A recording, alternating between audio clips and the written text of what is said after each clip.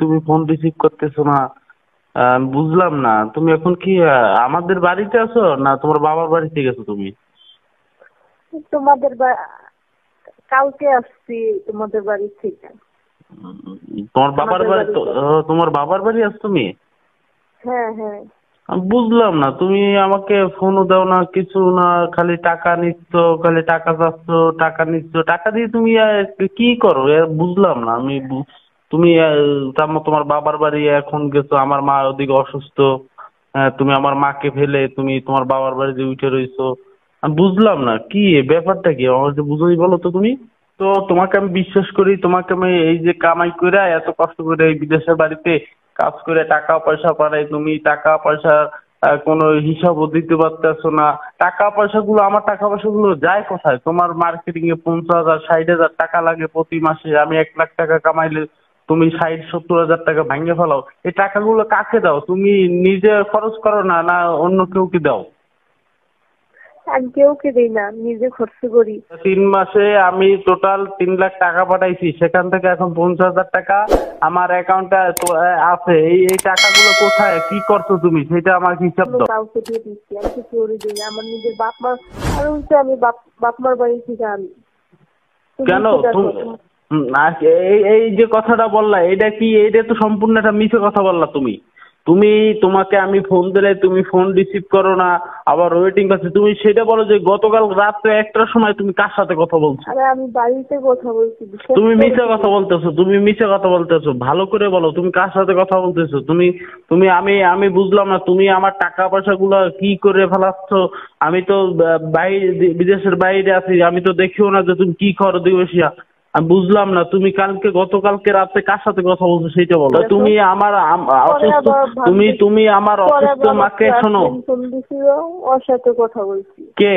আর কেউ সাথে কথা বলিনি। কে? ওই তো আমার ক্লাসমেট মারিয়া ফোন দিছিল, তারপর ওর সাথে কথা বলছিলাম। এইটা একটা মিথ্যে কথা বললে তুমি। তুমি আমার আম্মু আমার শোনো শোনো শোনো তুমি আমার আম্মু, তুমি আমার আমি চেক করবো কেমনে? তুমি তুমি রয়েছো বাংলাদেশ আর আমি রয়েছি সৌদি আরবে। আমি এখান থেকে তোমার ওখান থেকে চেক দেবো কেমনে? তুমি আমার অসুস্থ আম্মাকে বাসায় রাইখা তুমি তোমার বাবার বাড়িতে উঠা বসে আছো। আমি বুঝলাম না আমার মা যতদিকে আমার আমার তো ওখানে আমার মাই আছে, অসুস্থ আম্মুকে তুমি রাইখা তুমি তোমার বাবার বাড়িতে উঠে রইছো।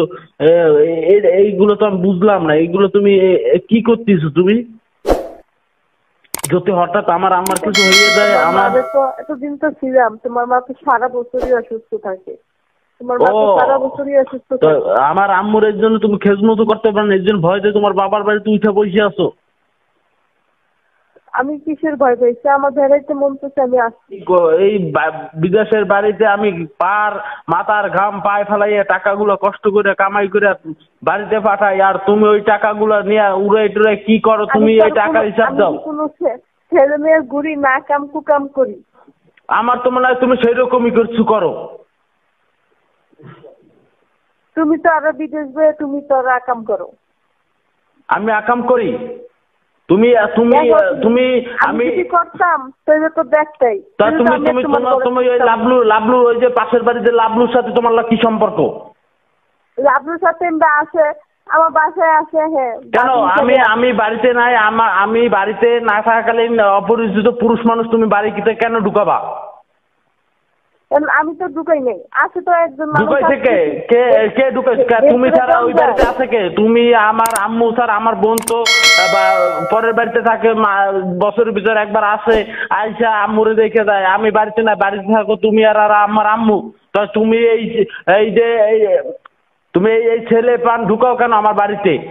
তুমি আমার এই 2.5 লাখ টাকা নিশ্চয়ই ওদেরকে দিছো, তোমার সাথে অবৈধ সম্পর্ক।